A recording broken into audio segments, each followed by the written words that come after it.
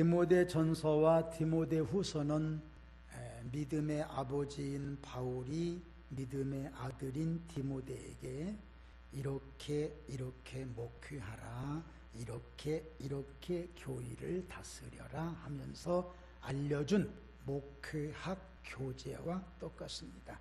참 중요한 성경이라고 생각합니다. 그런데 여기에서 그냥 넘어갈 말씀이 다 중요한 말씀이지만, 물론 그 안에는 교회 일꾼을 세울 때 어떤 일꾼을 세워라, 그 자격은 어떻고 이런 일꾼을 세워야 된다, 그래야 교회가 평안하다, 이런 말씀들이 많이 있는데 거두절미하고요. 딱 두 군데를 제가 한번 선정해 봤는데, 아들 디모데야 이렇게 살아라. 어떻게 살아라? 오직 너 하나님의 사람아 이것들을 피하고 의와 경건과 믿음과 사랑과 인내와 온유를 따르며 믿음의 선한 싸움을 싸우라. 영생을 취하라. 이를 위하여 네가 부르심을 받았고 많은 증인 앞에서 선한 증언을 하였도다. 그 중에 가장 우리 마음에 이렇게 짚어지는 말씀, 믿음과 사랑과 인내와 온유를 따르라. 우리 아멘 합시다. 감사한 일이지요.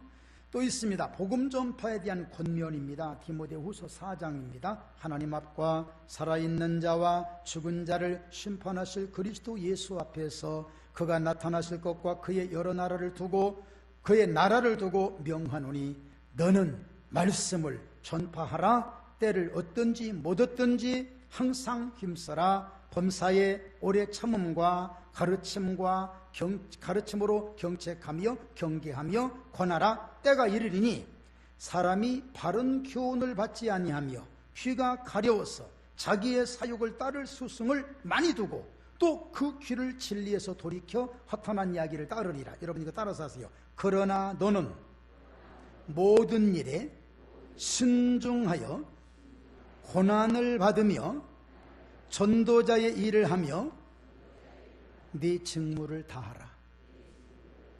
사람들은 이렇게 하더라도, 사람들은 자기의 스승을 많이 두고 진리에서 귀를 돌이켜, 그러더라도 너는 이렇게 하라.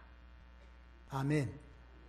세상 사람들은 그렇게 할 수밖에 없어요. 믿음이 없는 사람들, 여러분 어떻게 하겠어요? 그냥 두고 너는 이렇게 하라. 왜? 구별된 자니까. 오늘 우리에게 이런 사명이 디모데에게만 주신 것이 아니라 우리에게 주시는 축복의 메시지인 것을 믿으시기 바랍니다. 그러면 이렇게 하기 위해서, 그래, 온유를 따르고 믿음을 따르며 경건하게 살고 또 인내하며 살고 또 복음 전하고, 이렇게 하기 위해서 그냥 되는 게 아니라는 것이지요. 어떻게 하느냐? 오늘 1절에 그런 말씀이 있습니다. 은혜 가운데서 강하라. 한마디로 말할까요? 따라서 합시다. 은혜 받아라. 아멘. 뭘 받아라? 은혜 받아라. 은혜 받아야 된다는 얘기지요. 은혜 받는다는 것은 또 무엇을 의미합니까? 그냥 한마디로 잘라서 말할게요. 한마디로 은혜 받는다. 은혜의 현장에 동참하라. 네 몸을 거기에 던져라. 네가 거기에 있으라. 오늘 이 말씀은요, 실제적인 말씀이에요. 사도행전에 보면 초창기 1장, 2장, 3장 쭉 가면서 아주 강조된 말씀이 있습니다. 성령 충만함. 저는요, 성령 충만하면 그냥 모든 게 가만히 다 되는 줄 알았어요. 성령 충만, 가만히 있어도 해결되는데. 근데 여러분, 성령 충만한 그들에게는 문제가, 더 큰 문제가 많았어요. 그래서 소는 수숨 쉬고 새는 무슨 쉼? 개는 개숨. 이렇게 하는 거. 그렇구나. 이게 성령 충만해서 저는 건져되는 줄 알았더니 성령 충만한 그 사람들 힘들었어요. 그래서 그 말씀 가운데 종종 이루는 말씀이 있습니다. 힘쓰니라. 힘써서 기도하니라. 성전에 모이기를 힘썼더라. 성령 충만하면 힘쓸 필요도 없잖아요. 하나님이 도와주신다며. 그런데 그들은 힘썼어요. 노력했어요. 하나님의 은혜를 유지하기 위해서, 하나님의 은혜를 더 받으려고 힘써서. 그래서 히브리서 10장 25절 모이기를 패하는 어떤 자들과 같이 되지 말고 오직 그날이 가까움을 볼수록 더욱 힘써서 지켜라. 여러분, 하나님의 일 힘쓰시기를 주님의 이름으로 축원합니다. 자, 오늘 3절에서 7절 말씀을 같이 한번 봉독하고 은혜 나눌게요. 같이 읽겠습니다. 너는 그리스도 예수의 좋은 병사로 나와 함께 고난을 받으라. 병사로 복무하는 자는 자기 생활에 얽매이는 자가 하나도 없나니 이는 병사로 모집한 자를 기쁘게 하려 함이라. 경기하는 자가 법대로 경기하지 아니하면 승리자의 관을 얻지 못할 것이며 수고하는 농부가 곡식을 먼저 받는 것이 마땅하니라. 내가 말하는 것을 생각해보라. 주께서 범사에 네게 총명을 주시리라. 아멘. 은혜 가운데서 강하라. 은혜 받아라. 네가 은혜 받고 난 다음에 이런 삶을, 이런 자세로 살아라. 어떻게? 첫째로, 너는 그리스도 예수의 군사다. 3절 4절 너는 그리스도 예수의 좋은 병사로 나와 함께 고난을 받아라. 병사로 복무하는 자는 자기 생활에 얽매이는 자가 하나도 없나니 이는 병사로 모집한 자를 기쁘게 하려 함이라. 여러분, 오늘 우리는 예수님의 군사로, 예수님의 군인들로 모집된 것을 믿으시기 바랍니다. 참 감사한 일이지요. 따라서 합시다. 나는 예수님의 군사다. 여러분, 군사, 군인, 병사에게 주어지는 세 가지가 있습니다. 첫째는 훈련을 잘 받아야 돼요. 훈련 잘 받아야 돼요. 그런데 사실은 어떤 책에 보니까 이런 길이 있습니다. 신앙생활은 훈련이 아니라 실전과 같다. 여러분, 오늘 예배 드리는 거 지금 연습인 게 연습 아니잖아요. 이 예배를 위해서 집에서 연습하고 온 건 아니잖아요. 예배면 예배예요. 기도 연습이 없어요. 그냥 기도는 기도예요. 전도, 지금 아무개 엄마 내가 지금 전도하는 연습이에요. 이거 연습이니까 그렇게, 이건 아니야. 진짜 그대로 실전이에요. 우리 신앙은 실전이에요. 실제예요. 그렇기 때문에 더 진지해야 돼요. 훈련 받을 때처럼 훈련에서 흐르는 세 가지 액체에 따라서, 땀과 피와 눈물에 따라서 실전에 나타나는 것은 엄청난 차이가 있다는 말이 있습니다. 또 하나, 군인은 지난주 말씀드린 것처럼 무기를 소지해야 돼요. 의의 호심경, 구원의 투구, 믿음의 방패, 그 다음에 복음의 신발, 그리고 또 진리로 허리띠를 띠고 성령의 검인 말씀, 그리고 기도의 무기. 여러분, 이 무기가 없으면 큰일 납니다. 무기 없으면 져요. 여러분, 전쟁은 왜 합니까? 어느 나라 독도를 놓고 일본과 우리나라가 지금 늘 다투는 건 독도 빼앗으려고. 근데 저들이 빼앗으려고 그러는 거죠. 우리 건데. 안 그렇습니까? 예. 결국 전쟁은 빼앗으려고 하는 거예요. 지금 마귀에게 우리는 엄청난 것을 빼앗기고 있습니다. 기쁨도, 교회에 오셔서 예배를 드리며 신앙생활하며 웃음을 잃어버렸다. 기쁨 뺏긴 거예요. 그런데도 좋다고 살아가고 있어요. 좋다고 소고기 사 먹겠지. 몰라요. 지금 그 기쁨 뺏긴 것을 몰라요. 감사, 작은 것도 감사하고 이 감사를 잃어버렸어요. 무언가를 줘야만, 받아야만, 이렇게 돼야만 감사하는 그 감사를 뺏겼어요. 전쟁에서 진 거예요. 빨리 회복해야 돼요. 빨리 회복해야 돼요. 목사님, 모르는 소리 하지 마세요. 안 뺏겼어요. 제가 말씀드리게 뺏겼어요. 뺏겼어요. 본인은 아닌 것 같은데.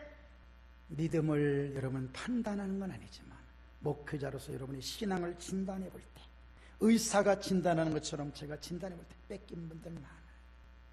많습니다. 군인의 자세 또 한 가지는 절대 명령 복종입니다. 절대 순종이더라고요. 여러분, 그것이 아닌 것 같아도 그대로 순종할 때 되더라고요. 성경의 모든 기적적인 역사는 아닌 것 같은데 되더라고요. 그게 순종이었어요. 그래서 군인들이 그렇게 하는가 봐요. 예. 순종 속에서 기적이 일어납니다. 절대 복종. 어떤 영화, 전쟁 영화 보면 꼭 레파토리 하나가 딱 있어요. 중대장이 총에 맞고 딱 쓰러져. 옆에 있는 1등병이 주대장님 정신 차리십시오. 정신 차리십시오. 얼른 정신 차리십시오. 아무래도 안 되겠다. 네가 가서 상관에게 보고하고 우리 집에 있는 아무개에게 내가 전사했다고 좀. 중대장님 이러시면 안 됩니다. 안 됩니다. 일어나셔야 됩니다. 저를 업으십시오. 아니야, 너 빨리 너라도 살아야 돼. 아닙니다. 업으십시오. 그때 꼭 네파트리로 하는 말 하나. 뭐지요? 명령이다. 안 갈 거야? 그러면 알았습니다. 그 다음에 눈물을 감싸 중대장님 편히 천두십시오. 명령이니까 따라야죠. 어떻게 하겠어요? 그게 명령, 그게 군대.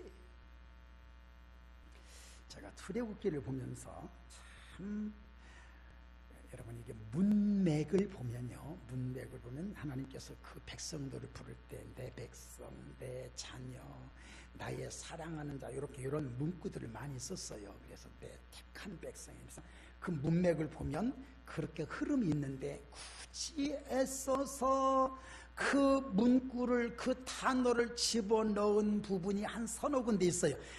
그렇다 보면서 제가 하나님 그렇게도 그 말씀하시고 싶으셨어요. 제가 그럴 때가 있어요. 그게 뭐냐면 이 백성들은 내 군대니라. 군대라는 용어를 한 서너 번 넣었어요. 그게 확연하게 눈에 보여. 하나님은 그 백성들을 백성으로만 볼 게 아니라 강하고 튼튼한 군인으로 여겨주시니 오늘 여러분 십자가의 군병답게 승리하는 하나님의 자녀들이 되시기를 주님의 이름으로 축원합니다. 그 다음 우리에게 주시는 이 말씀 속에 너는 경기하는 자라. 5절에 보니까 경기하는 자가 법대로 경기하지 아니하면 승리자의 관을 얻지 못할 것이다. 우리는 운동선수들이에요. 운동선수들 또 하나 역시 군인들처럼 훈련 잘 받아야 돼요. 얼마만큼 훈련하는지 여러분 아시지 않습니까? 태능선수촌에 있는 그 선수들 모든 걸 다 잊어버리고 고된 훈련을 하면서 4년 후에 있을 5분을 위하여, 여러분 레슬링 같은 거, 여러분 유도 같은 거 5분입니까 혹시? 예, 5분. 그 5분을 위하여, 금메달을 위하여 몸부림치는 그 사람들. 저는 그 사람들 보면서 그럽니다. 금메달은 못 따도 사회에 나와서 그런 방법으로 그 자세로만 살아가라. 너는 성공한다. 그런데 그 자세가 없잖아. 금메달 따면 이제는 다 됐다 하고 선수가 몸이 점점 불어나는 경우가 얼마나 많습니까? 여러분 신앙도 훈련입니다. 아니 신앙은 실전입니다. 실전 그대로 최선 다해서 노력하는 것. 또 하나 팀을 위해서 존재한다는 것을 여러분 꼭 아셔야 돼요. 여러분이 참 중요한 얘기입니다. 내 개인적인 기술도 있어서 내 개인적인 어떤 그런 뭣도 올라갑니다만 잘 들으세요. 내 개인기가 아무리 좋았어도 팀이 지면 진 거예요. 이거 여러분 냉철합니다. 그러나 내가 좀 부족하더라도 우리 팀이 이기면 나도 같이 승리하는 거예요. 이게 팀워크라고 하는 겁니다. 중요합니다. 우리 팀. 언젠가 그런 말씀 드렸나요? 1년 전인가요? 벤치 클리어링이라는 여러분 말 아시죠? 벤치 클리어링이라는 얘기는 무슨 얘기냐면 야구 선수가 투수가 공을 던졌는데 잘못해가지고 이제 그 타자 몸을 맞았어요. 그럼 타자가 승질이 팍 난단 말이에요. 그냥 막 쫓아가요. 그럴 때 타자 팀에서 한 사람이 아이 그거 맞출 수도 있지 뭘 그래 그거 가지고 승질내냐 그럴 수도 있지만 같이 우원히 나가요. 여러분 TV에 저 많이 보셨을 거예요. 이쯤 저쯤 와서 와 나가서 서로 싸우고 막 난리를 치는 거예요. 벤치 클리어링이에요. 우리 팀 너는 우리 팀이라는 거예요. 끝까지 보여. 팀워크이에요. 대단히 중요합니다. 교회가 공동체가 바로 그겁니다. 우리 주님은 거기에 대해서 이렇게 말씀합니다. 한 사람이 1000을 졌고 2사람이면 2000을 졌고 아니 한 사람이면 1000, 2사람이면 10,000, 5사람이면 다 어떻게 될까요? 시너지 효과라 그래요. 우리는 이런 힘이 교회 안에 있다는 것을 꼭 믿으시기를 바랍니다. 또 하나, 내가 선수라는 것을 잊어버려서는 안 됩니다.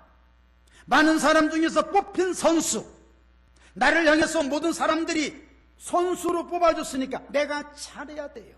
엊그저께도 축구하는데 진짜 답답합니다. 정말 아유 짜. 그럴 때 옆에 있는 사람이 뭐라 그래요? 당신이 텔레비 속에 들어가서 뛰어봐라. 그래요. 내가 들어가면 잘할 수 있어요? 나는 더 못해요. 그러나 왜 나는 큰 소리 칠 수 있느냐? 내가 당신을 그만큼 믿고 나라의 국가대표로 세웠으니, 내가 세운 건 아니지만 우리 모두가 다 그런 마음이잖아요. 당신은 우리나라를 위해서 잘 뛰어줘야 될 의무가 있는 거예요. 책임이 있는 거예요. 최선을 다해서 뛰어야 되는 거예요. 그래야 사람들이 주변에서 보고 칭찬도 하고 박수치고 시원함을 느끼는 것인데, 그런 거 하나도 없이 뛰지도 않을 때 감독이었더니 축구 저 선수 빼야 되니 곱게 나와요. 여러분, 욕이 나오고 난리를 치지 않습니까? 답답하니까. 세상 사람들이 바라보는 우리 교회, 세상 사람들이 바라보는 우리 성도들, 무엇을 원하고 있을까요? 무엇을 기대하고 있을까요? 교회에서는, 그리고 교인들은 그래도 진실하고, 그래도 착하고, 그래도 이해할 줄 알고, 그래도 따뜻하며, 그래도 너그럽고, 그래도 평안할 줄 알았는데, 그들이 바라보니까 교회는 더 못하네, 더 답답하네. 잘해도 잘하는 것에 대한 기독교 안티들이 얼마나 많습니까? 틀고 꽈서 좋은 것도 제자리에 안 놓고 한번 틀어가지고 꽈가지고 놓는 교회 안에도 그런 안티들이 얼마나 많습니까? 잘해도 이런 안티들이 많은데, 우리가 잘못할 때 지적받고 손가락질 받는 건 당연합니다. 운동선수 여러분, 부담되시지요? 그러나 하나님 굳게 의지하고 내가 하여야 할 일을 최선 다해서 할 때 주님이 은혜 주실 줄로 믿습니다. 또 하나, 오늘 바울 사도는 디모데에게 뭐라고? 너는 농부의 심정을 가지라. 농부. 그렇습니다. 농부는 부지런해야 됩니다. 게으르면 안 됩니다. 수확을 얻을 수가 없습니다. 풀을 뽑고 또 김을 매줍니다. 풀이 없어도 김 매줍니다. 그것이 관리입니다. 관리는 관심이에요. 서양 격언에 농작물이 자라는 것은 비료나 무엇에 의해서 자라나지 않고 농작물의 주인의 발자국 소리를 듣고 자라난다. 관심이에요. 여러분, 우리 교회에 여러분의 발걸음, 발자국 소리를 교회 땅에다 많이 묻어놓으십시오. 많이 묻어놓을수록 하나님의 은혜가 더 가득하게 임할 줄로 믿습니다. 농부는 또 하나 소망을 가져요. 한 해의 농사가 이루기까지 쉬운 게 아닙니다. 요즘처럼 덥고 비 많이 오고, 여러분 농작물 TV에 나오는 거 보니까 배, 열매, 복숭아 다 엉망입니다. 그래도 그 사람들의 마음속에는 끝까지 그걸 지키려고 하는, 그게 바로 농부의 마음이에요. 이것은 바로 한 마리 양을 잃어버린 목자처럼, 한 드라크마를 잃은 여자처럼, 자기 아들을 잃어버려서 돌아오기까지 기다린 아버지의 마음과 똑같은 것입니다. 소망을 버리지 않습니다. 농부는 다음 세대를 반드시 다음 세대를 위해서 남겨놓습니다. 그게 바로 씨앗이 남겨놔요. 많은 사람들이 그런 얘기합니다. 다음 세대를 준비해야 됩니다. N세대를 준비해. 그러면 너는 뭐 했냐? 나는 장경동 목사님이니까 그런 얘기. 설교하시면서 그 양반도 공격이 너무나 많이 당하잖아요. 목사가 돼가지고 말이야, 강단에서 유행가를 부르고 그러면 되겠냐? 장경단은 꼭 그 말씀 하자고 하는데, 그러면 너는 뭐 했냐? 그러면 너는 뭐 했냐? 너는 유행가라도 불러봤냐? 멋있는 말씀. 난 그분에게 남는 게 바로 그거 하나밖에 없어. 다음 세대를 위해서, N세대를 위해서 준비해. 뭘 준비했습니까? 여러분 솔직한 얘기를 했어요. 농부는 옥수수라도 두어 개, 딱 옥수수 그거 이렇게 훑어가지고 이렇게 저 기둥에다 매달아 놓은 거 훑어가지고 볶아 먹. 그때 저 팝콘 그때 여러분 그때부터 팝콘이 나왔어요. 예. 팝콘에서 먹었다가 아버지한테 죽게 혼납니다. 맛있습니다. 그거 왜 먹었냐는 거예요. 먹고 싶어도 먹었다 했더니 이게 뭔지 아냐는, 이게 내년에 심을 씨앗이래. 농부는 내년에 심을 씨앗을 갖다가 놨는데 우리는 다음 세대 준비하자며요. 여러분 뭘 준비하려고? 말로만 심어야지. 심을 걸 준비하고 그대로 해야지. 여러분 말로는 누군 못해요. 해야 돼요. 여러분 노후를 위해서 뭘 준비하셨습니까? 어떤 분은 보험으로 해가지고 60세 50세 감사한 것은 65세 이상 되면 7만 원씩 나온다며 여러분. 네. 정부에서 나오는 거 빨리 65세 됐으면 좋겠어. 그냥. 네. 그것도 있지. 보험 여러분 잘하셨어요. 참 잘하셨어요. 그러면 영적인 다음 세대를 위해서 뭘 준비하셨습니까? 1년 농사를 바라보시는 농부들도 다음 것을, 내년 것을, 금년에 농사 안 됐으면 내년에는 잘 된다고 내년 것을 바라볼 줄 알거든. 하물며 영적인 사람들, 영적인 은혜를 바라보며 하늘을 바라보며 하나님의 말씀 메시지를 생각하며 듣는 마음에 품은 우리가 영적인 다음 세대를 위해서 준비가 없다? 안 되잖아. 기도라도 심어야 되고 뭐라도 갖다 심어야 되는데 심는 게 없으면 거둘 게 없는 거잖아. 누구를 겨냥하지 않습니다. 저는 소방서에 있는 내용의 말씀을 참 좋아합니다. 닦고 조이고 기름지자. 닦아냅시다. 우리 태안에 기름띠 한번 제거하라 하면 닦으러 갔지요. 별거 이거 해가지고 뭐하나. 얼마 전에 태안 군청 거기서 발표한 게 있지요. 전 국민들 많은 몇 백만이라든가요, 뭐 1000만 명 이상이라든가요. 그분 여러분들이 오셔서 우리 태안의 기름띠를 위해서 다 닦아주셔서 이제는 안전하게 됐습니다. 참 고맙더라고요. 우리 영혼의 때는 언제 벗기실 겁니까? 옛날에 금식을 강조했을 때는 그렇습니다. 1년에 한두 번 정도 8월 아니면 여름과 정초에 한 번씩 2, 3일씩이라도 금식해서 영혼의 때를 벗기자, 이런 슬로건도 많이 그래. 요즘에는 그런 것도 없고. 여러분 마음속에 있는 영적인 이 기름 때는 언제 벗기시겠습니까? 한번 벗길 생각 없으십니까? 그것이 찌들어서 다음에는 웬만큼 벗겨도 벗겨지지 않고 그것이 그대로 유지되어 버리는, 안 됩니다. 닦아냅시다. 닦고 조이고. 왜 줘야 됩니까? 풀어져요. 조였기 때문에 풀어지는 거예요. 나름대로 풀어질 수가 있어요. 풀어지는 것 자체가 잘못된 게 아니에요. 풀어진 것을 조이지 않는 것이 잘못된 거지. 우리는 왜 풀어졌습니까? 풀어지게 한 이유는 뭡니까? 풀어지게 한 장본인은 누굽니까? 이걸 가지고 생각하는데 그게 아니란 말이에요. 풀어질 수 있는 거예요. 왜 풀어진 걸 보고도 왜 조이지 않는 거예요? 조이야지.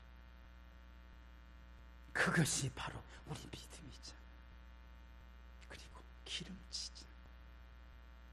성령과 은혜의 기름을 넣어야 잘 돌아가잖아.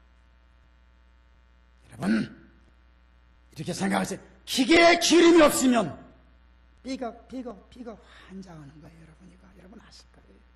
기름치면 잘 돌아가듯이 여러분 삶 속에 뭔가가 짜증스럽고 뭔가가 시끄럽고 뭔가가 기름이 없어서 그런 거예요. 은혜의 기름을 바르시고 조금만 기다리시면 기름이 흘러서 그 안에 들어가면 평안하며 부드러워질 줄로 믿습니다. 그렇게 만들어 가야 돼요. 이 여름에 이대로 지쳐버리겠습니까? 그래서 다음 주일부터 기도일을 갖기로 합니다. 여러분 참여해서 이번에 닦고 옛 모습 또 한번 찾아서 더 발전하다 또 달려가다가 힘들어도 넘어지면 또 다시 일어나서 닦고 조이고 기름 쳐서 우리 믿음이 견고하게 되기를 바랍니다. 이렇게 할 때 오늘 결론의 말씀이 바로 그겁니다. 따라서 합시다. 네게 너에게 총명을 주시리라. 오늘 그 은혜를 꼭 받으시기를 바랍니다. 그 은혜를 받아야 됩니다. 오늘 말씀 정리합니다. 은혜 속에 강하라. 은혜 받아라. 우리는 군사, 운동선수, 농부 공통점이 있습니다. 군사와 운동선수와 농부 공통점은 하나예요. 액체예요. 땀이에요. 땀이에요. 주님 바라보시면 은혜 주실 줄로 믿습니다. 오늘 그렇게 해서 우리의 신앙이 한번 점프 되기를 주의 이름으로 축원합니다. 이 시간 여러분 가슴에 손을 대고 통성으로 한번 기도합시다. 3분 동안 기도합시다. 하나님, 내 신앙 뜨거워지게 하여 주시옵소서. 3분 동안 통성으로 소리내서 기도합니다. 살아계신 하나님, 은혜 고맙습니다. 주님의 은혜로 이끌어 주시고